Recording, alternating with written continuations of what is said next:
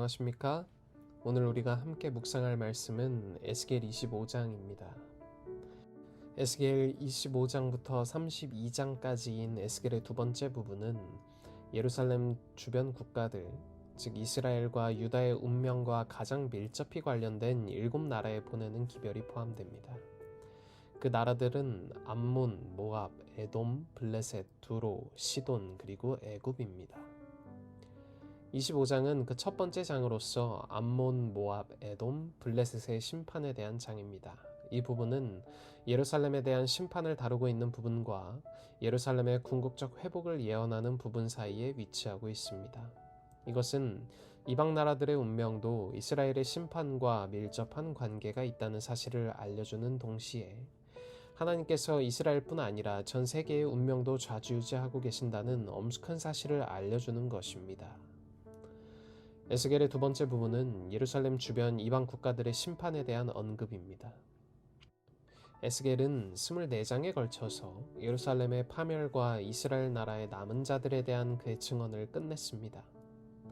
심판은 하나님의 집에서 시작되었습니다. 그러나 지금 그것은 외방 세계로 확대될 것이었습니다.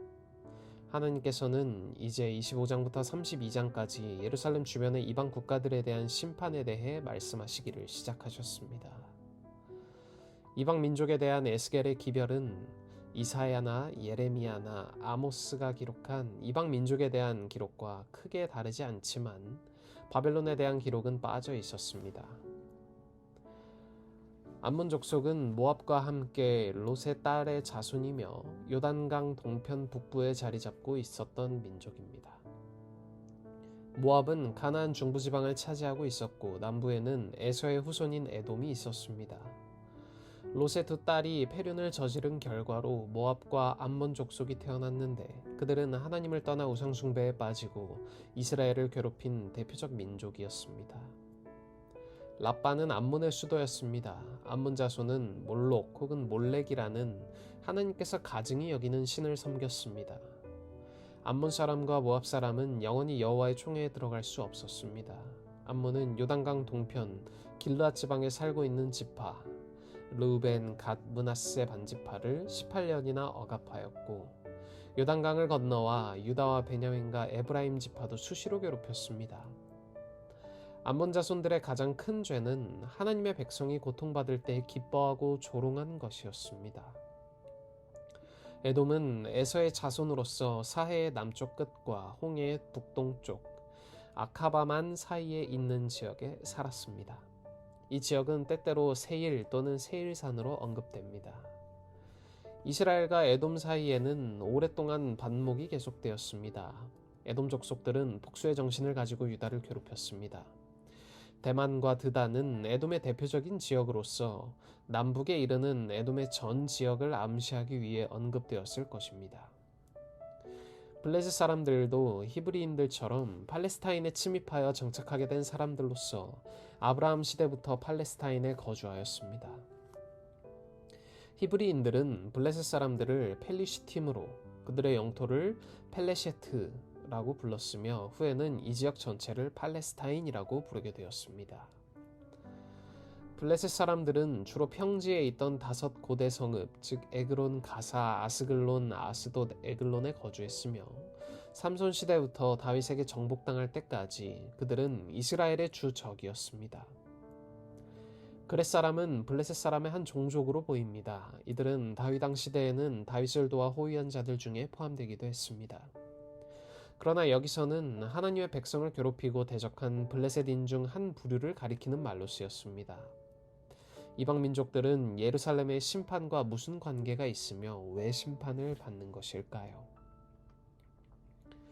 이방 국가들은 이스라엘의 하나님을 무시하고 우상을 숭배한 그들의 죄와 복수심과 질투에 사로잡혀 하나님의 백성을 괴롭히고 그 멸망을 기뻐한 그들의 비인간적이고 잔인한 행위에 대하여 심판을 받아야 했습니다. 또한 그들이 심판을 받는 중요한 이유 중에 하나는 내가 주 여호와인 줄을 그들이 알게 하려 함이었습니다. 이 유명한 구절은 에스겔의 중요한 주제이며 총 62회 나타나고 25장에서 32장에서도 18번이나 등장합니다. 사랑하는 성도 여러분, 오늘의 말씀을 읽고 묵상해 보면 에스겔 25장은 하나님은 이스라엘뿐 아니라 온 열방의 주권자이시며 그분의 공의는 모든 사람에게 동일하게 적용된다라는 사실을 강조합니다. 오늘 한 주를 시작하는 이 복된 시간, 이 묵상과 말씀을 통해 우리는 하나님의 공의를 신뢰하고 겸손히 그분 앞에 나아가며 이웃의 고통을 조롱하지 말고 함께 울어줄 수 있는 그러한 진실된 마음을 가지게 되길 간절히 소망합니다. 이 시간, 이 다짐을 통해 그리고 이 묵상을 통해 더욱더 세상에 하나님의 모습을 드러내는 그리스도인이 되길 간절히 소망하며 오늘 묵상 마치겠습니다. 오늘은 학생반의 박서준 학생을 위해 기도합니다. 하늘에 계신 하나님 아버지, 오늘 우리에게 새로운 하루를 허락하시고 새로운 한 주를 허락하심에 감사드립니다.